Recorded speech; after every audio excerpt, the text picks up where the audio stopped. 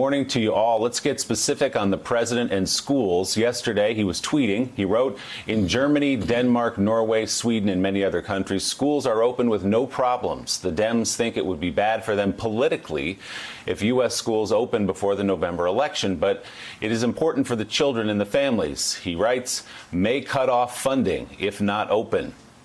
The president also tweeted, I disagree with the CDC on their very tough and expensive guidelines for opening schools. While they want them open, they're asking schools to do very impractical things. I will be meeting with them, 3 exclamation points. A senior administration official says among the CDC guidelines the White House finds too restrictive are limiting the sharing of toys, electronic devices, and books. Here is Vice President Mike Pence on the administration's next steps with schools. The president said today we just don't want the guidance to be too tough. And that's the reason why next week CDC is going to be issuing a new set of tools, 5 different documents that will be giving even more clarity on the guidance going forward.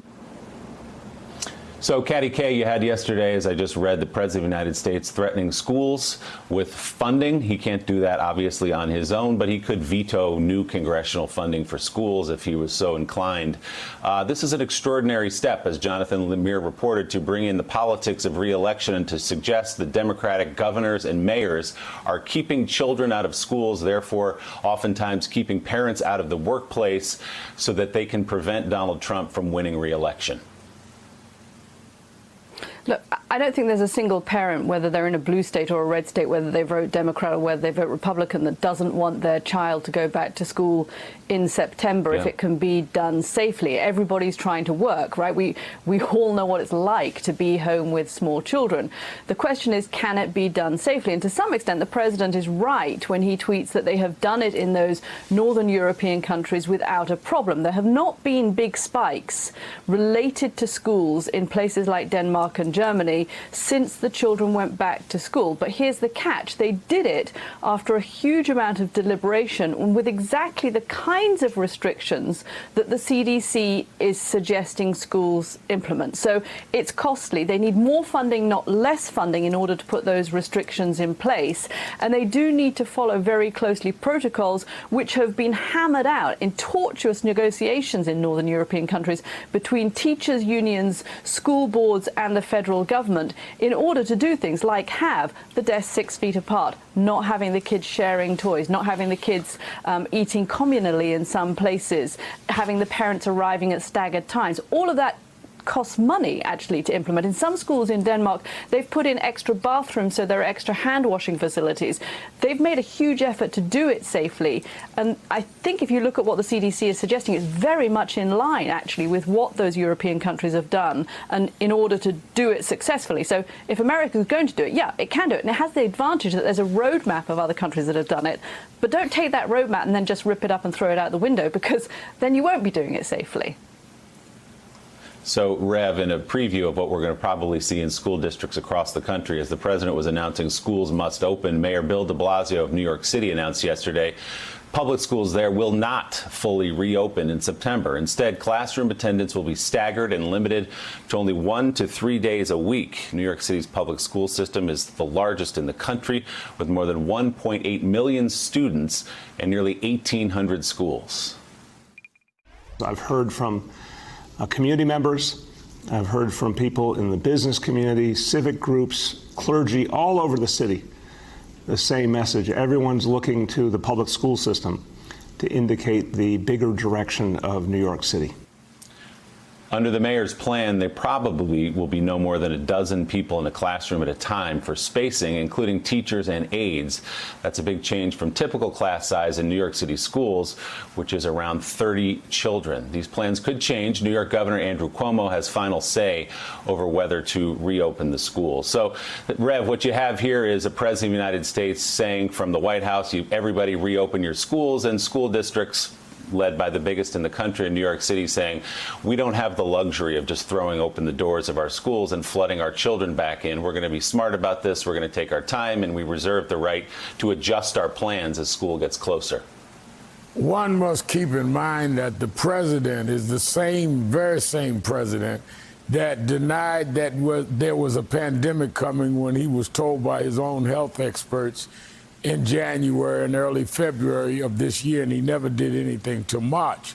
So clearly he puts the politics and the public perception of his administration over the health of American citizens. So why would parents who clearly would want to send their children back to school under the most healthy conditions, why would they believe somebody who in many ways caused, in my opinion, the uptick in March and April around the country because he did not do what health experts had warned him of in the first place? Why would we believe his not listening to health experts now? I think what the mayor of New York, Bill de Blasio, is doing is much wiser and is listening to the health experts. But no one should be surprised that the man that wouldn't listen to the health experts 4 months ago is defying them now, his own health experts, and risking school children and their parents in the process. I think that it is absolutely outrageous. Sam, you could dismiss this as political noise, the president trying to do something that he thinks might help him get reelected somehow, except for the fact that yesterday the CDC announced it's going to change its school guidelines. The president said they were too restrictive. He said that they prevent people from going back into school. And the CDC is now stepping back, reevaluating, and saying they're going to come out with a new set of guidelines that does make it maybe easier for schools to reopen under pressure from the president. You know what it reminded me of was that moment in the wake of Hurricane Dorian, where Trump took out the Sharpie and drew the map, and then NOAA had to basically revise its own scientific studies about the impact of the hurricane to make sure that they knew Alabama was in the cone of the affected. It's a case where politics and science butt heads, and I guess we're going to have another instance where the science, the professionals, the medical professionals, and the career politicians are at odds, and the politicians win. And so, you know, it's a little bit of a black mark, but it's not totally unexpected for this administration. And let me just echo basically what this entire conversation has hovered around, which is that this is ultimately an indictment about long-term planning or lack thereof by the administration. We knew months ago that we would need to take and make a massive multi-hundreds of $million investment in updating our school infrastructure to make it so that you could come back safely with more physical space, more cleaning stations, giving teachers the resources they needed to teach classes in which they could adopt public safety guidelines. And we invested some money, but we clearly have not gotten to the place where school districts feel comfortable enough to let kids back in.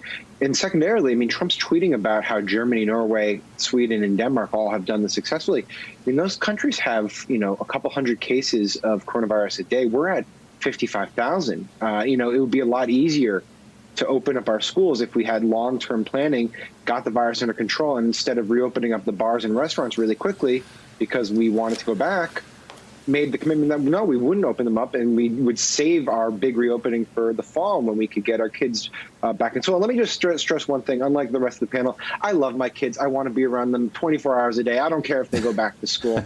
I just love having them at home. It's been a joy. I have no complaints. Sam, don't pander to your children. You never win in the fight. Don't pander to your children. Right. I think it's my daughter who's asking me if she can go back to school. Shots fired, Sam. Oh, they want to go back. They want to go back. Thanks for checking out MSNBC on YouTube, and make sure you subscribe to stay up to date on the day's biggest stories. And you can click on any of the videos around us to watch more from Morning Joe and MSNBC. Thanks so much for watching.